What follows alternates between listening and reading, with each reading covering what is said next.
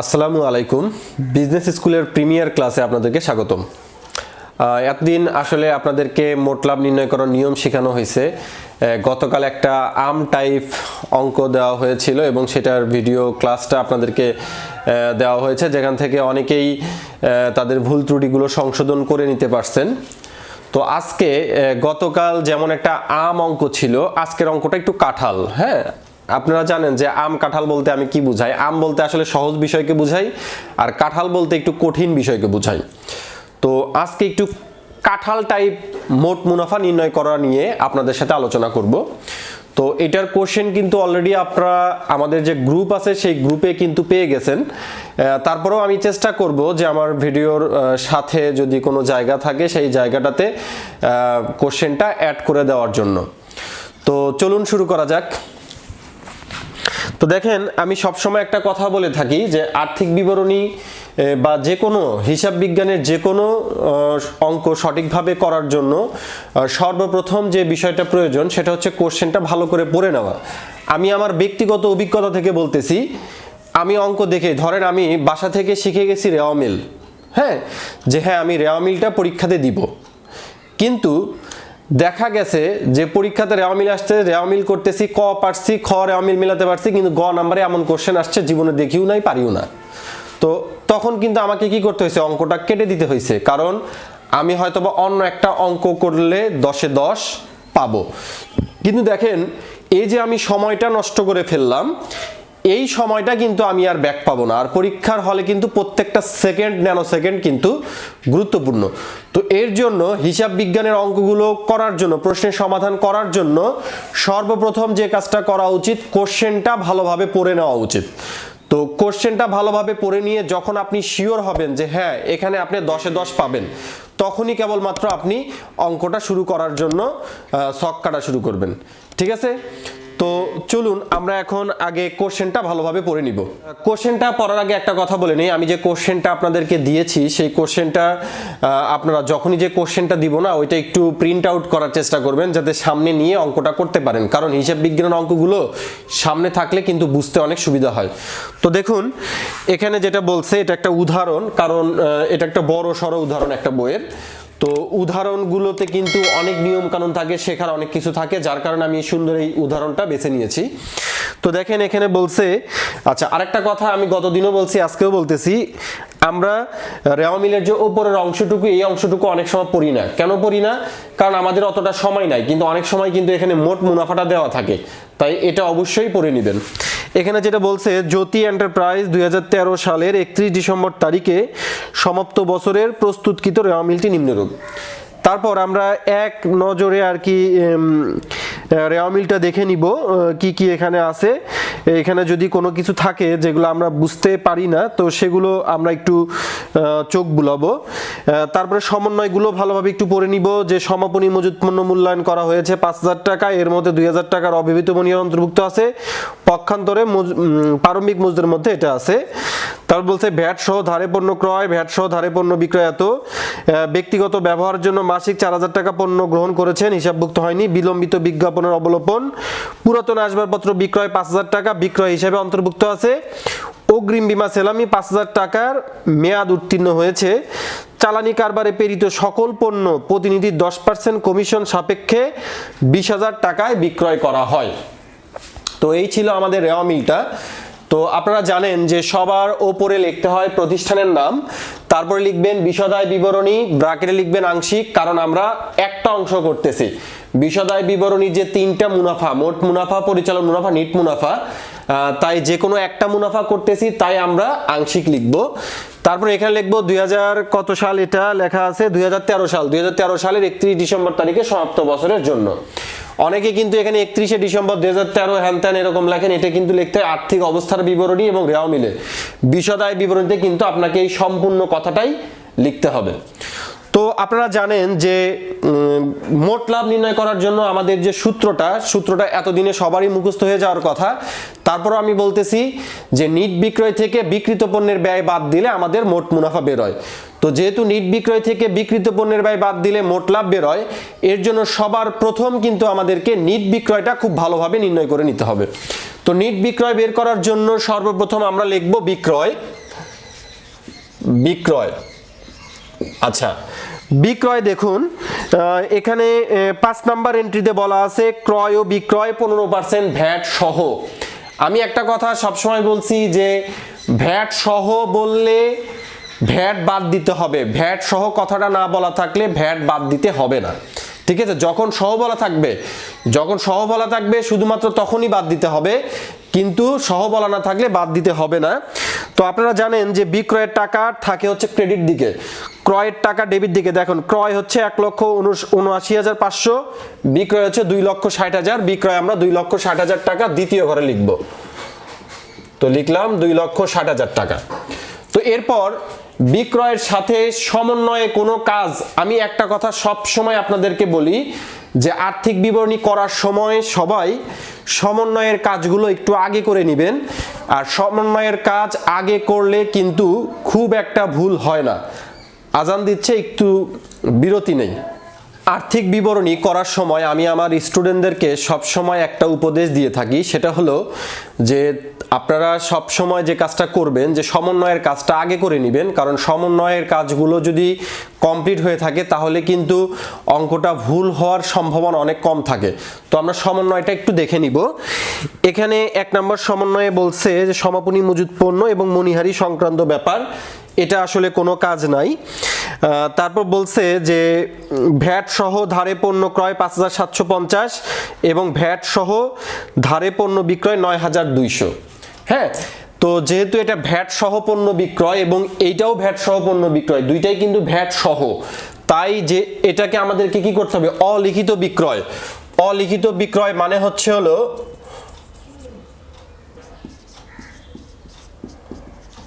আমি একটু সংক্ষেপে লিখতেছি, অলিখিত বিক্রয় এখানে লেখা আছে হচ্ছে হলো 9,200 টাকা। আচ্ছা, তো বিক্রয় হচ্ছে 2,60,000 টাকা, অলিখিত বিক্রয় হচ্ছে 9,200 টাকা। এটা আমরা বিক্রি করলাম কারণ এটা আমরা লিখলাম কারণ এটাও ভ্যাট সহ বিক্রয়, এটাও ভ্যাট সহ বিক্রয়। এখন দেখেন সমন্বয়ে বলা আছে ভ্যাট সহ বিক্রয়, কিন্তু কখনো কখনো আমি আমার ক্যারিয়ারে এমনও অঙ্ক দেখছি যে যেখানে এমনও সমন্বয় দেখছি যেখানে বলা আছে যে রেওয়া মিলের ভিতরে লেখা আছে ভ্যাট সহ বিক্রয়, রেওয়া মিলের ভিতরে লেখা আছে ভ্যাট সহ বিক্রয়, কিন্তু সমন্বয়ে বলা আছে যে পণ্য বিক্রয় এত টাকা, যার মধ্যে ভ্যাট অন্তর্ভুক্ত নাই, ভ্যাট অন্তর্ভুক্ত নাই। তো তখন আপনি কিন্তু এই অলিখিত বিক্রয়টাকে বিক্রয়ের সাথে প্রথমেই যোগ করবেন না। আমি আবারও বলতেছি, যদি সমন্বয়টা বলা থাকে যে রেওয়ামি মানে পণ্য বিক্রয় এত টাকা, মানে যার মধ্যে ভ্যাট অন্তর্ভুক্ত নেই, তখন কিন্তু আপনি এই বিক্রয়ের সাথে এই অলিখিত বিক্রয় যোগ করতে পারবেন না। তখন আপনাকে কি করতে হবে? আপনারা হয়তো বলতে পারেন তাহলে কি যোগ করব না? হ্যাঁ, যোগ করবেন। কখন যোগ করবেন? প্রথমে বিক্রয় লিখবেন, তারপরে আমরা নিট বিক্রয়টা টোটালি বের করব, তারপরে ভ্যাটটা বাদ দিব, তারপরে ভ্যাট বাদ দিলে কিন্তু আমাদের ভ্যাট ছাড়া পণ্য বিক্রয় বের হবে।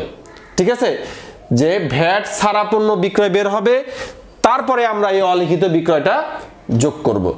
আশা করি বুঝতে পারছেন। তারপর আমি আরেকবার বলতেছি যে বিক্রয় হচ্ছে 2,60,000, এর সাথে আমরা অলিখিত বিক্রয় 9,200 টাকা লিখলাম কারণ এটাও ভ্যাট সহ, এটাও ভ্যাট সহ, এটার উপরে কিন্তু কি ভ্যাটটা ধরা যাবে, এই দুইটার উপরেই ভ্যাট ধরা যাবে।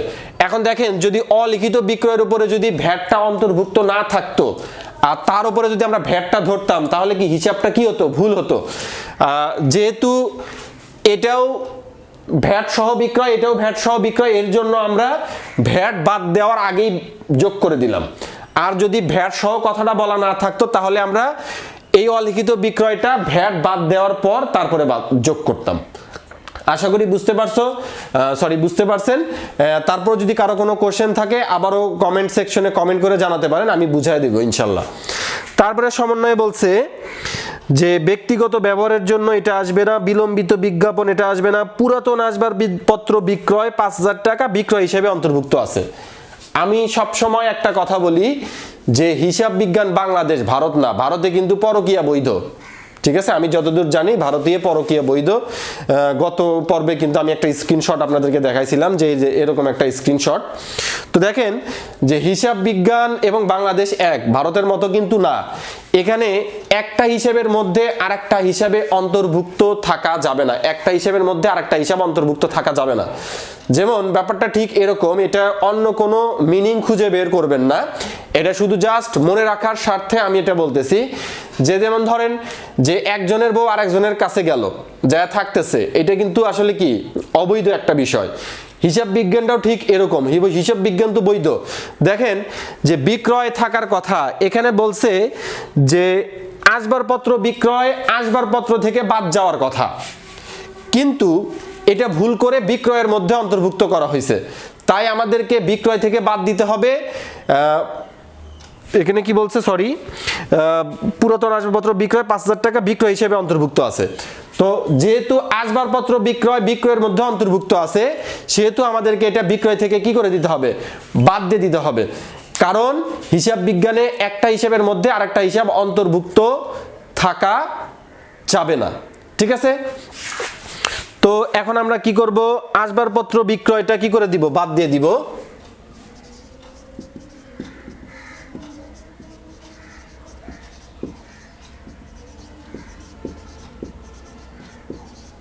আসবাবপত্র বিক্রয় কত টাকা, আসবাবপত্র বিক্রয় 5,000 টাকা। আচ্ছা 5,000 টাকা, সরি এটা যোগ করা হয়নি, 200, 5,000 টাকা বাদ দিতে হবে, ব্র্যাকেট চিহ্ন দিতে হবে, 2,64,200। তো এই ছিল ব্যাপার। সমন্বয়ে আমরা আর কোনো কিছু দেখতে পাচ্ছি না। এখন আমরা যে কাজটা করব, আমরা ড্র মিলে দেখব কোনো ফেরত আছে কিনা। হ্যাঁ ফেরত আছে, 6 নাম্বার এন্ট্রির দিকে সবাই তাকান। দেখেন ফেরত ডেবিট দিকে টাকা দেওয়া আছে 2,000, ক্রেডিট দিকে দেওয়া আছে 3,000। আপনারা জানেন ক্রয় থাকে ডেবিট দিকে, ক্রয় ফেরত ক্রেডিট দিকে, আর বিক্রয় থাকে ক্রেডিট দিকে, আর বিক্রয় ফেরত থাকবে হচ্ছে ডেবিট দিকে। তাই আমরা ডেবিটেরটা বাদ দিব, লিখব বাদ ফেরত। ফেরত কত টাকা আছে, 2,000 টাকা, 2,62,200। ঠিক আছে, 2,62,200। এখন দেখেন এইটা হচ্ছে আমাদের নিট বিক্রয়। এটা হচ্ছে আমাদের নিট বিক্রয়। আপনারা সবসময় মনে রাখবেন, ভ্যাট সবসময় নিট বিক্রয় বা নিট ক্রয়ের উপরে, নিট ক্রয় এবং নিট বিক্রয়ের উপরে ধরতে হয়, বা ভ্যাট সহ থাকলে পারে সেখান থেকে আমাদেরকে কি করতে হবে, বাদ দিয়ে দিতে হবে। তাহলে লিখতে হবে বাদ ভ্যাট,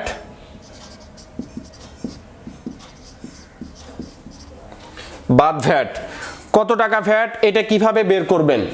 আমি আপনাদেরকে বলছিলাম যখন বলবে ভ্যাট সহ, যখন বলবে ভ্যাট সহ, তখন আমাদেরকে ভ্যাট বের করার জন্য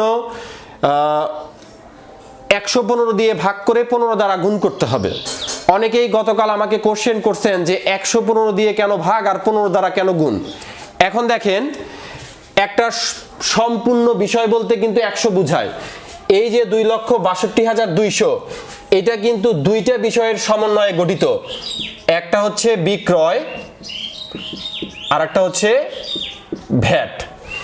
এখানে কিন্তু সম্পূর্ণ বিক্রয়টাই আছে, এই 2,62,200 মধ্যে কিন্তু কি সম্পূর্ণ বিক্রয়টাই আছে। বিক্রয়টা হচ্ছে আছে 100%, সম্পূর্ণ বলতে কি বুঝায় 100%, আর ভ্যাট আছে কত 15%। এই টোটাল পার্সেন্ট কত 115।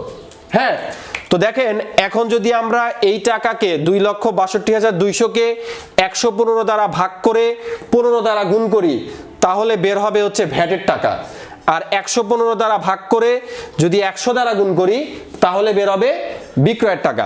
কারণ এই 2,62,200 কিন্তু 115% টাকা, এর মধ্যে 100% আছে হচ্ছে বিক্রয়ের টাকা, আর 15% আছে হচ্ছে ভ্যাটের টাকা। এই হচ্ছে টোটাল 115%। এই টাকাকে এখন 115 দ্বারা ভাগ করে 15 দ্বারা গুণ করলে ভ্যাট বেরোবে, আর 115 দ্বারা ভাগ করে 100 দ্বারা গুণ করলে বিক্রয়ের পরিমাণ বেরোবে। উল্লেখ্য, যদি ভ্যাট সহ কথাটা বলা না থাকতো, তখন কিন্তু আমরা ভ্যাটটা বাদ দিতাম না, আমি গতকাল একটা কথা বলছিলাম যে আমার গায়ে শার্টটা আছে বলেই খুলে নেওয়া যাবে, যদি এই গেঞ্জিটা যদি না থাকতো, এই টি শার্টটা যদি না থাকতো তাহলে কিন্তু খুলে নেওয়া সম্ভব হতো না। অনুরূপভাবে এই 2,62,200-র মধ্যে ভ্যাট অন্তর্ভুক্ত আছে, তাই আমাদেরকে এটা বাদ দিতে হবে। আর ভ্যাট যদি অন্তর্ভুক্ত না থাকতো তাহলে কিন্তু বাদ দিতে হতো না, ঠিক আছে? শুধুমাত্র ভ্যাট বের করে ওটা আর্থিক অবস্থার বিবরণীতে লিখতে হতো। তো এখন আমরা ভ্যাটের পরিমাণটা বের করব। এই 2,62,200-কে 15 দ্বারা ভাগ করে 115 দ্বারা গুণ করব। তো এই 2,62,200-কে 115 দ্বারা ভাগ করে 15 দ্বারা যদি আমরা গুণ করি তাহলে অ্যান্সার আসে 34,200। আমি উদাহরণ যেহেতু করতেছি, অ্যান্সারটা এখানে দেখানোই আছে, এর কারণে আমি লিখতে পারলাম। আর এখানে সময়টাও একটু বাঁচতেছে। আর বাদ দিলে হবে হচ্ছিল 2,28,000 টাকা। এই হচ্ছে 2,28,000। এই হচ্ছে কি আমাদের নিট বিক্রয়। তো এটা আমরা লিখবো এই সোজা নিট বিক্রয় 2,28,000। আপনারা জানেন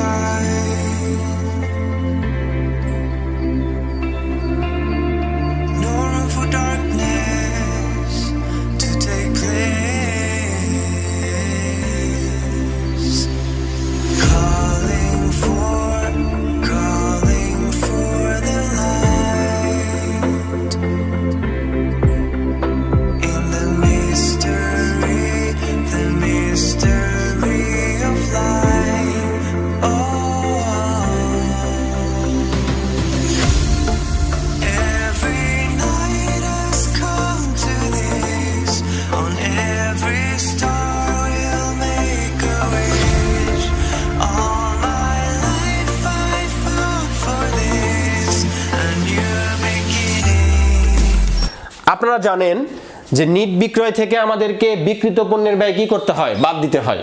নিট বিক্রয় থেকে বিক্রিত পণ্যের ব্যয় কি করতে হবে? বাদ দিতে হবে। তো আমরা লিখব বাদ বিক্রিত পণ্যের ব্যয়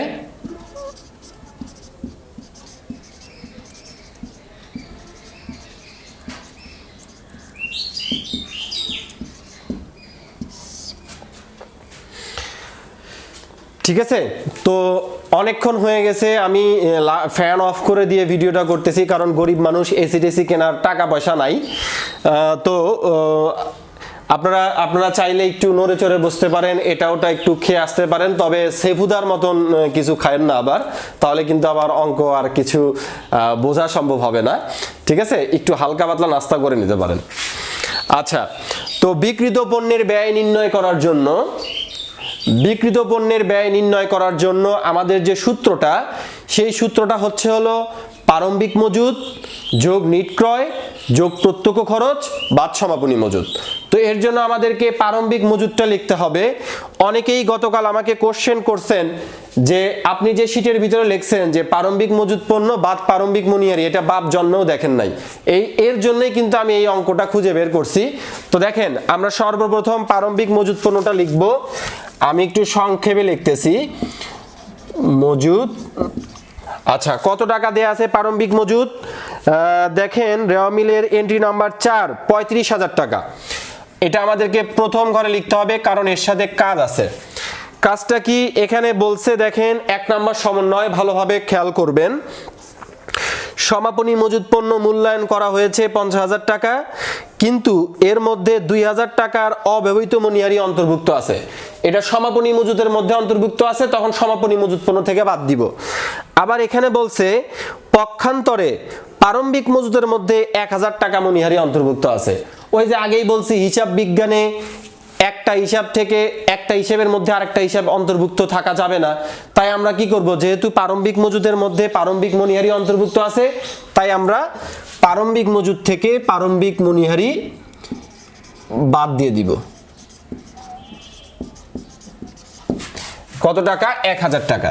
1,000 টাকা বাদ দিলে এই পাশে যাবে হচ্ছে হলো 34,000।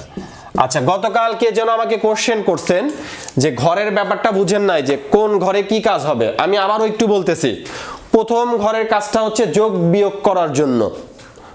অর্থাৎ দেখেন আপনারা সুইমিং পুলে হয়তো বা গোসল করছেন, সুইমিং পুলে গোসল করার জন্য কিন্তু সর্বপ্রথম আপনাকে একটা রুমে গিয়ে গোসল করে নিতে হয়। হ্যাঁ, আপনাদের যে সুইমিং পুল সেটার নিয়ম কারণ কি সেটা আমি জানি না, কিন্তু আমাদের ক্যান্টনমেন্টে একটা সুইমিং পুল ছিল যেখানে আমরা প্রায় স্কুল পালাইয়া গিয়ে ওইখানে যায় গোসল করতাম। তো আর্মির ছেলেদের জন্য আসলে ওইটা আর কি ফ্রি ছিল। তো প্রথমে একটা রুমে গিয়ে গোসল করে নিতে হতো, শরীরটা পরিষ্কার করে নিতে হতো, তারপরে সুইমিং পুলে যেতে হতো। তো প্রথম ঘরটা কিছুটা ওরকম মনে করবেন যে এটা সুইমিং পুলের মতন, যে এখানে আপনি আগে কি করবেন, গোসল করবেন। গোসল করার পর, গোসল করা বলতে এখানে আপনার যদি কোনো ঝুট ঝামেলা থাকে, যেমন দেখেন প্রারম্ভিক মজুত পণ্য 35,000 টাকা, এটার সাথে কিন্তু ঝুট ঝামেলা আছে। কি ঝুট ঝামেলা আছে? এর মধ্যে মণিহারি 1,000 টাকা কি আছে, অন্তর্ভুক্ত আছে। তো এর জন্য আমাদের কি করতে হলো, এই 35,000 টাকা থেকে 1,000 টাকা কি করতে হলো, বাদ দিতে হলো। বাদ দিলে একদম ক্লিয়ার যে বিষয়টা, অর্থাৎ প্রকৃত প্রারম্ভিক মজুত পণ্য কত, 34,000 টাকা। এই প্রকৃত প্রারম্ভিক মজুত পণ্য ধরেন এটা সুইমিং পুল, সুইমিং পুলে গেল, ঠিক আছে। আর এটা হচ্ছে হলো আমাদের অ্যানসারের ঘর। এখানে দেখেন আমরা প্রকৃত যে অ্যানসার, যেমন নিট বিক্রয় 2,28,000 টাকা, তৃতীয় ঘরে শুধুমাত্র আমরা কি লিখবো, অ্যানসারটুকু লিখবো। আবার ধরেন বিক্রিত পণ্যের ব্যয় যেটা বের হবে সেটাও কিন্তু আমরা তৃতীয় ঘরে লিখে এই নিট বিক্রয় থেকে বাদ দিয়ে দিব। আশা করি বুঝতে পারছেন। তারপরেও যদি না বোঝেন আবারও কমেন্ট করেন, আগামী দিন আবারও বুঝাই দিব ইনশাল্লাহ। আচ্ছা, তো 35,000 টাকা থেকে 1,000 টাকা বাদ দিলে 34,000 টাকা থাকে। তারপরে হচ্ছে হলো, যেহেতু আমরা প্রারম্ভিক মজুত পণ্য লিখে ফেললাম, এখন লিখতে হবে হচ্ছে হলো আমাদের নিট ক্রয়। নিট ক্রয় লেখার জন্য সর্বপ্রথম লিখতে হবে ক্রয়। জায়গাটা একটু ছোট হয়ে যাচ্ছে, অঙ্কটা একটু বড়, তো ক্রয় হচ্ছে হলো আছে 1,79,500। এটা আমরা লিখলাম 1,79,500। আপনারা জানেন যে সমন্বয়ে বলা আছে ভ্যাট সহ ধারে পণ্য ক্রয় 5,750 টাকা। এটা আমরা কি করে দিব, যেহেতু অলিখিত ক্রয়, এটা আমরা যোগ করব। আমরা ক্রয় করছি কিন্তু লিখিনি, এর জন্য আমাদের যোগ করে দিতে হবে। কত টাকা যোগ করে দিতে হবে? 5,750 টাকা। তাহলে যোগ করে দিলে আমাদের আসবে হচ্ছে হলো 1,85,250। ঠিক আছে, 1,85,250 টাকা। এরপর সমন্বয়ে আর কি কিছু আছে? আচ্ছা, সমন্বয়ে বলছে যে ব্যক্তিগত ব্যবহারের জন্য মাসিক 4,000 টাকার পণ্য গ্রহণ করেছেন কিন্তু হিসাবভুক্ত হয়নি। দেখেন, মালিক তার ব্যক্তিগত ব্যবহারের জন্য প্রতি মাসে 4,000 টাকার পণ্য উত্তোলন করছেন, বাসায় নিয়ে গেছেন। এখানে কি লেখা, যে গ্রহণ করেছেন, অর্থাৎ তিনি নিয়ে গেছেন। মালিক যদি প্রতিষ্ঠান থেকে কোনো কিছু নিয়ে যায় সেটাকে আমরা উত্তোলন বলি। যেহেতু যদি নগদ টাকা যদি নিত তাহলে নগদ টাকা কমে যেত, কিন্তু মালিক কিন্তু নগদ টাকা নেননি, মালিক কি নিয়ে গেছে, পণ্য নিয়ে গেছে। আর পণ্য নিয়ে গেলে কিন্তু কি হয়ে যায়, পণ্য কমে যায়। তাই আমরা কি করব, ক্রয় থেকে কি করে দিব, বাদ দিয়ে দিব। বাদ পণ্য উত্তোলন। পণ্য উত্তোলন কত টাকা, এখানে একটু পড়তে মনে ভুল হয়েছে, মাসিক না, এখানে বলছে ব্যক্তিগত ব্যবহারের জন্য মালিক 4,000 টাকার পণ্য গ্রহণ করেছেন। আমি ভুল ক্রমে মাসিক পড়ছিলাম, আমি দুঃখিত। পণ্য উত্তোলন হচ্ছে কত, মালিক 4,000 টাকার পণ্য উত্তোলন করছেন, তাহলে 4,000 টাকা কি করতে হবে, বাদ দিতে হবে। তাহলে বাদ দিলে হবে 1,81,250। ঠিক আছে, 1,81,250। এরপরে দেখেন সমন্বয়ে আর কোনো কিছু মনে হচ্ছে নাই। তারপরে দেখেন রেওয়া মিলে আসি। এবার রেওয়া মিলে দেয়া আছে ফেরত, 6 নাম্বার এন্ট্রি। আপনারা জানেন ক্রয় ফেরত থাকে হচ্ছে কোন দিকে, ক্রেডিট দিকে। তাহলে লিখবো বাদ ফেরত। আচ্ছা, বাদ ফেরত কত টাকা হচ্ছে, দেয়া আছে 3,000 টাকা। তো 3,000 টাকা আমরা বাদ দিয়ে দিব। শেষ রক্ষা মনে হয় হবে না, উপরেই করতে হবে, অনেক বড় যেহেতু। আচ্ছা, তো 3,000 টাকা বাদ দিলে আমাদের থাকবে হচ্ছে হলো 1,81,250 থেকে বাদ দিলে হবে 1,78,250। 1,78,250। আচ্ছা, এই হচ্ছে কি আমাদের নিট ক্রয়। এখন আমাদেরকে যেটা করতে হবে, এই টাকার উপরে কি করতে হবে, ভ্যাট ধরতে হবে। আপনারা মনে রাখবেন, ভ্যাট সবসময় নিট ক্রয় এবং নিট বিক্রয়ের উপর বের করতে হয়। তবে যদি কোনো কারণে পণ্য বিনষ্ট হয়ে যায়, যদি কোনো কারণে যদি পণ্য বিনষ্ট হয়ে যায়, তখন কিন্তু আমাদেরকে ভ্যাট বাদ দেওয়ার পর সেটা বাদ দিতে হবে। কারণ আমাদেরকে বুঝে নিতে হবে যে ওই টাকাটা মানে ওই জিনিসটা ভ্যাট সহ নষ্ট হয়ে গেছে, ওই পণ্যটা ভ্যাট সহ নষ্ট হয়ে গেছে। তাই আমাদেরকে যেটা করতে হবে সেটা হলো এই নিট মানে ভ্যাটটা বাদ দেওয়ার পর তারপরে আমাদেরকে বিনষ্ট পণ্যটা বাদ দিতে হবে। তাহলে লিখবো বাদ ভ্যাট, সেম ভাবে বের করব 1,78,250, উপরে গুণ হবে 15, নিচে 115, যেহেতু ভ্যাট সহ ভ্যাটটা বের হবে হচ্ছে 23,250 টাকা, 23,250 বাদ দিলে থাকবে হচ্ছে হলো 1,55,000, এই 1,55,000। তো দেখেন আমাদের বোর্ডের জায়গা শেষ হয়ে গেছে, আমি একটু ওপরে করব, এতক্ষণ আপনারা একটু বিনোদন নিতে থাকেন।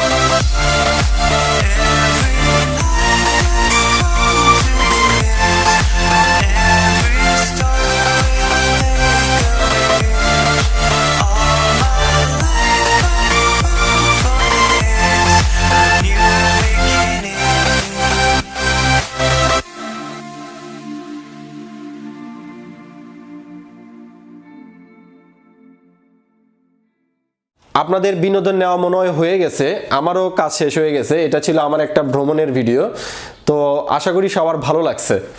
তো যাই হোক, আমরা অঙ্ক শুরু করে দেই। আমি নিট বিক্রয় লিখলাম 2,28,000 টাকা।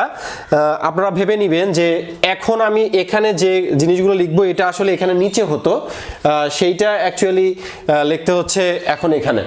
তো দেখেন আমরা কিন্তু প্রারম্ভিক মজুদ পণ্য লিখছি, নিট ক্রয়ও কিন্তু লিখছি, প্রারম্ভিক মজুদ পণ্য এবং নিট ক্রয় দুইটা বিষয় কিন্তু লেখা হয়েছে, আরো দুইটা বিষয় কিন্তু লেখা বাকি। এখন কি আমাদেরকে লিখতে হবে প্রত্যক্ষ ব্যয়গুলো।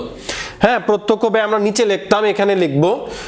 অনেকে প্রত্যক্ষ ব্যয় হেডলাইন দেয়, হেডলাইন না দিলেও সমস্যা নাই, আবার দিলেও কোনো লাভ নাই। হ্যাঁ, তো আমরা দিব না।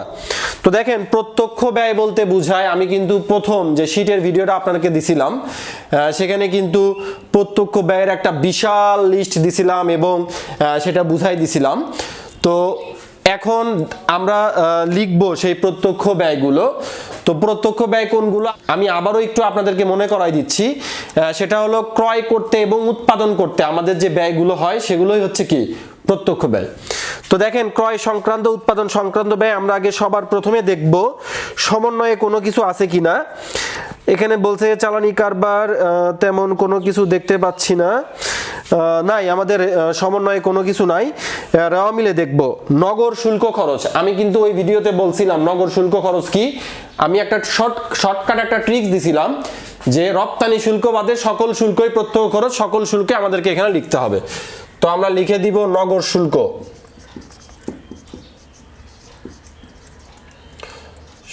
নগর শুল্ক দেয়া আছে হচ্ছে হলো 4000 টাকা। তারপর হচ্ছে মজুরি টজুরি থাকলে লিখবো, এখানে লেখা আছে মজুরি খরচ। হ্যাঁ, মজুরি খরচ দেওয়া আছে 15000। একটা কথা মনে রাখবেন, মজুরিটা মোটামুটি কিন্তু কমন, সব অঙ্কেই মোটামুটি থাকে। হ্যাঁ, বোর্ড কোশ্চেন গুলোতে মজুরি কিন্তু থাকে। তাহলে 15,000। এখন আমরা নিচে টান দিব। আচ্ছা, তো এখন দেখেন আমরা টান দিয়ে টোটালি আমাদের কত টাকা, আমাদের যে ব্যয়গুলো অর্থাৎ প্রারম্ভিক মজুত পণ্য, নিট ক্রয় এবং প্রত্যক্ষ খরচ, এগুলো যোগ করে কত হয়, আমরা এইগুলো কি করব, যোগ করব। দেখেন এটা যদি আমরা নিচে লিখতাম তাহলে আমরা 34,000, 1,50,000, 4,000, 15,000 যোগ করে তারপরে কিন্তু নিচে লিখতাম। তো আমাদের কিন্তু কি এখানে লিখতে হবে। তাহলে কত টাকা যোগফল আসে হচ্ছে 2,08,000 টাকা। ঠিক আছে, আশা করি সবাই বুঝতে পারছেন। তারপরে যদি না বুঝেন কমেন্ট করবেন, আমি বুঝাই দিব। আরেকটা কথা মনে রাখবেন, আমি কিন্তু আপনাদের কাছ থেকে টাকা নিচ্ছি, এটা কিন্তু ইউটিউবের ফ্রি ভিডিও না, এটা প্রিমিয়ার ভিডিও। তো যেহেতু আপনারা আমাকে টাকা দিচ্ছেন, আমি চাই আমার টাকাটা হালাল হোক। যেহেতু টাকা দিচ্ছেন সেহেতু আপনারা আমাকে টোটালি ব্যবহার করে আমার কাছ থেকে শিখে নিয়েই আপনাদের টাকাটা আপনারা একদম উসুল করে নেবেন এবং আমার টাকাটা হালাল করবেন, এটাই কিন্তু আমি চাই। আমাকে যত পারেন আমাকে কোশ্চেন করবেন, আমি আপনাদের উত্তর দিতে বাধ্য। যেহেতু আমি আপনার কাছ থেকে টাকা নিচ্ছি, আমি যদি টাকা নেওয়ার পরে যদি আমি আপনার কাছ থেকে আপনার কোশ্চেনের উত্তর না দেই, তাহলে কিন্তু কাল হাসরের ময়দানে আপনি আমার নেকিগুলো নিয়ে নেবেন, তখন কিন্তু ভাই আমি দিতে পারবো না। আর যারা কোর্স করতেছেন, টাকা দিছেন কিন্তু ভিডিও দেখেন না, বাড়ির কাজ করেন না, কিচ্ছু করেন না, এদের কাছে কিন্তু আল্লাহর কাছে বলার আমার সুযোগ আছে যে আল্লাহ, আমি তাদেরকে কোশ্চেন করতে বলছি কিন্তু তারা আমাকে কোশ্চেন করেনি, আমার কিন্তু এখানে কিছু করার নাই। ঠিক আছে, তো কোশ্চেন করেন না, ছাড়া কিন্তু হাসরের ময়দানে চাইলে কিন্তু লাভ হবে না ভাই, আমি দিতে পারবো না, তখন আল্লাহকে আমি কিছু বলতে পারবো। ঠিক আছে, তো দেখেন যোগ করলে আসে কত, 2,08,000। তো এখন আমাদেরকে যে কাজটা করতে হবে, আমরা প্রারম্ভিক মজুত পণ্য লিখলাম, নিট ক্রয় লিখলাম, প্রত্যক্ষ ব্যয় লিখলাম, এই তিনটা যোগ করে হলে হতো 2,08,000 টাকা। এখন আমাদেরকে সমাপনী মজুত পণ্য বাদ দিতে হবে। আপনারা জানেন যে সমাপনী মজুত পণ্য থাকে সবার শেষে, সমন্বয়ের মধ্যে, এবং 1 নম্বর সমন্বয়ে সাধারণত থাকে। দেখেন লেখা আছে সমাপনী মজুত পণ্য 50,000। তো আমরা লিখবো বাদ সমাপনী মজুদ। আমি একটু সংক্ষেপে লিখলাম, আমরা পুরোটাই লিখবেন সমাপনী মজুত পণ্য। যেহেতু সমাপনী মজুত পণ্যের সাথে কাজ আছে সেহেতু আমরা প্রথম ঘরে লিখব। আচ্ছা, কে যেন কোশ্চেন করছিলেন সমাপনী মজুত পণ্য দুইটা মূল্য বুঝতে পারেননি। আচ্ছা, সমাপনী মজুত পণ্যের সাধারণত কোশ্চেনগুলোর ভিতরে দুইটা মূল্য দেওয়া থাকে, একটা ক্রয় মূল্য, একটা বাজার মূল্য। ঠিক আছে, তো আমরা ক্রয় মূল্য ধরবো না, বাজার মূল্য ধরবো না, যে মূল্যটা কম আমরা সবসময় সেই মূল্য ধরবো। আর একটা থাকলে তো কোনো কথাই নেই, আপনাকে ওই একটাই ধরতে হবে। এখন দেখেন আমি বলছি হিসাব বিজ্ঞানে একটা হিসাবের মধ্যে আরেকটা হিসাব অন্তর্ভুক্ত থাকা যাবে না। যেহেতু সমাপনী মজুত পণ্যের মধ্যে আপনার 2,000 টাকার মণিহারি অন্তর্ভুক্ত আছে, সেহেতু আমাদেরকে এই সমাপনী মজুত পণ্য থেকে সমাপনী মণিহারি বাদ দিয়ে দিতে হবে।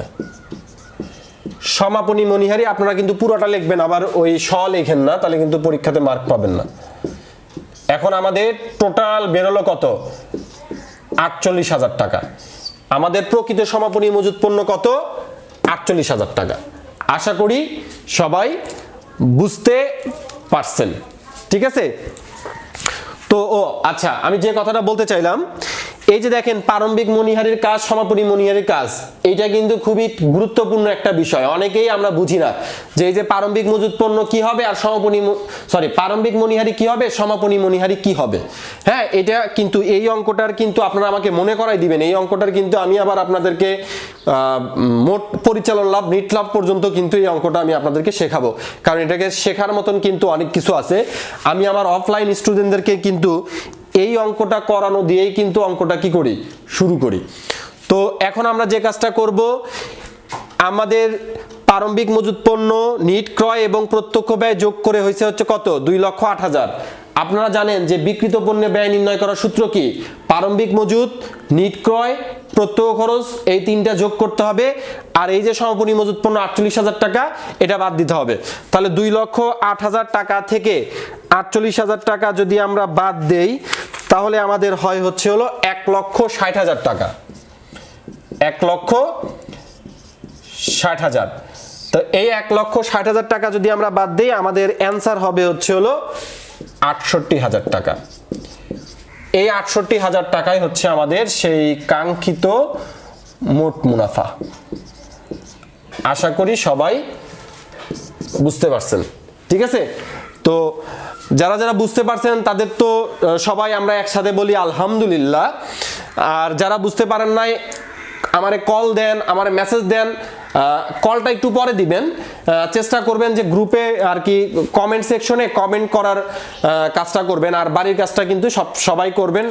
বাড়ির কাজ যদি সঠিকভাবে না করেন তাহলে কিন্তু কি বলবো, ব্লক করে দিতে আমি বাধ্য হব, যেহেতু এটা নিয়ম। আমি আগেই বলে নিছি এটা নিয়ম। তো নিয়ম নীতিতে কিন্তু সবাইকে মানতে হবে। তো সবাই ভালো থাকবেন, সুস্থ থাকবেন, আমার জন্য দোয়া করবেন। আল্লাহ হাফেজ।